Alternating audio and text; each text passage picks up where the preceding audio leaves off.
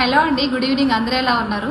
నేనైతే చాలా బాగున్నాను. మీరందరూ కూడా బాగున్నారని మనస్ఫూర్తిగా కోరుకుంటూ ఈ రోజు మీతో ఒక చిన్న విషయం చెప్పే ప్రయత్నం చేస్తాను. అది ఏంటి అంటే, గత 5 ఏళ్లు వైఎస్ఆర్సీపీ పరిపాలన ఎంత దరిద్రంగా ఉందో మనం అందరం చూసాము. దళితుల దాడుల దగ్గర నుంచి రాష్ట్రాన్ని మద్యం మత్తులో ముంచేసి అమాయకుల ప్రజల ప్రాణాలు కోల్పోవడం దగ్గర నుంచి కనీసం రాష్ట్రానికి రాజధాని కూడా లేకుండా చేసినటువంటి జగన్ రెడ్డి పరిపాలన చూసి విసుగు చెందినటువంటి ప్రజలు ఒక కొత్త పరిపాలన కోసం స్వాగతం పలకడం కోసం 164 సీట్ల మెజార్టీతో ఈ రోజు కూటమి ప్రభుత్వాన్ని గెలిపించడం జరిగిందండి. కూటమి ప్రభుత్వం వచ్చి ఈ రోజుటికి కరెక్ట్ గా 1 ఇయర్ అవుతుంది. ఈ 1 ఇయర్ లో ప్రభుత్వం ఎలాంటి పనులు చేపట్టింది, ఎలాంటి పథకాలు తీసుకొచ్చి చెప్పే ప్రయత్నం చేస్తాను. కొంతమంది వైఎస్ఆర్సీపీ నాయకులు వెటకారంగా మాట్లాడతారు కదా, ప్రభుత్వం ఏం చేసిందని. సో మీరందరూ చెవులు రెక్కరించుకొని వినండి, ప్రభుత్వం ఏం చేసిందని కూడా చెప్తాను. సో మీ అందరికి ఒక మాట చెప్తున్నాను, మీరు మంచిని చెప్పకపోయినా పర్వాలేదు, చెడుని మటుకు అమాయక ప్రజల్లోకి దిద్దకండి, ఇది కరెక్ట్ కాదు. సో ఇప్పుడు మన ప్రభుత్వం ఏం చేసిందని చెప్పే ప్రయత్నం చేస్తాను. సో ప్రభుత్వం వచ్చిన వెంటనే ఏదైతే 3000 పెన్షన్ ఉందో దాన్ని 4000కు పెంచి ప్రతిరోజు 1వ తారీఖు, ప్రతి నెల 1వ తారీఖుకి వాళ్ళ ఇంటికి వెళ్లి 7-7:30 కల్లా ప్రతి ఒక్క వృద్ధులకి వికలాంగులకి అందజేసిన ఘనత కూటమి ప్రభుత్వాన్ని. అదే విధంగా ఇంతకు ముందు రోడ్లు ఏ విధంగా ఉన్నాయో మనందరం చూసాము. సో ఆ రోడ్ల ఆ గుంతల్లో ఎన్ని ప్రాణాలు కోల్పోయాయి, ఎన్ని బండ్లు తిరగబడ్డాయో అన్నీ మీకు తెలుసు, నాకు తెలుసు. కానీ అలాంటి పరిపాలన నుంచి ఈ రోజు కూటమి ప్రభుత్వం ప్రతి ఒక్క మారుమూల గ్రామాలలో సిమెంట్ రోడ్లు కానీ మెయిన్ రోడ్లు కానీ ఈరోజు ఎంత అద్భుతంగా ఉన్నాయి, దానికి కారణం కూటమి ప్రభుత్వం. అదే విధంగా గత ప్రభుత్వంలో మన జగన్ రెడ్డి గారు 1 సంవత్సరం కూడా డిఎస్సీ రిలీజ్ చేయకపోతుండే, కానీ ఇప్పుడు కూటమి ప్రభుత్వం వచ్చిన సంవత్సరానికి ఈ రోజు 16,347 పోస్టులు రిలీజ్ చేసిందండి. రేపు 16వ తారీఖు ఎగ్జామ్స్ కూడా జరగబోతున్నాయి. అదే విధంగా దీపం పథకం కింద 3 సిలిండర్లు ఇవ్వడం జరిగింది. అదేవిధంగా ఏదైతే పిల్లలకి తల్లికి వందనం పేరు మీద రేపు రీఓపెనింగ్ 16 లోపల, జూన్ 16 లోపల ప్రతి గవర్నమెంట్ స్కూల్ చదివే పిల్లలకి ఈ యొక్క పథకాన్ని అందజేయడం జరుగుతుంది. బాబు గారు చెప్పినట్టు ఉచిత బస్సు అని చెప్పేసి అన్నారు, అది ఆగస్టులో కూడా అమల్లోకి వస్తుంది.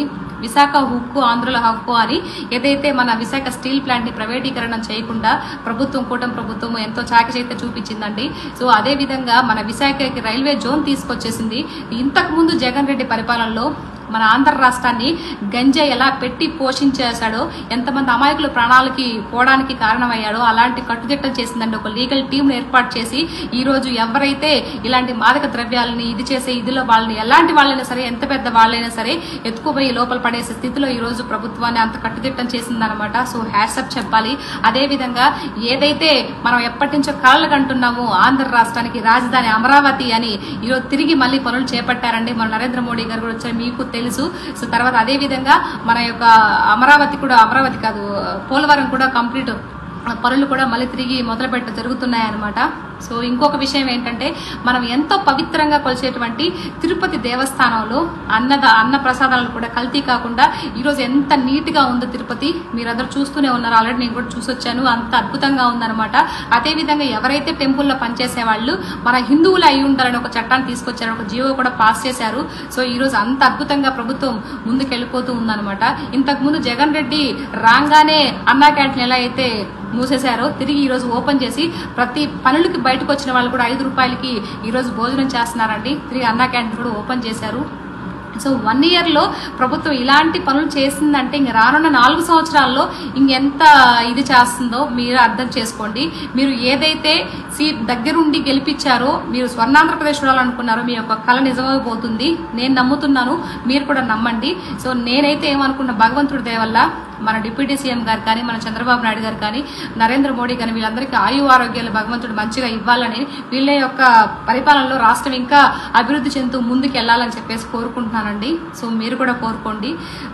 అదండి, ఈ 5 సంవత్సరాలే కాదు, రానున్న 5 మిగతా 10 సంవత్సరాలు కూడా ఈ కూటమి ప్రభుత్వం ఇలాగే ఉండాలి, మన ఆంధ్రప్రదేశ్ ఒక అగ్రస్థానంలో ఉండాలని మనస్ఫూర్తిగా కోరుకుంటున్నాను. Okay, thank you so much అండి.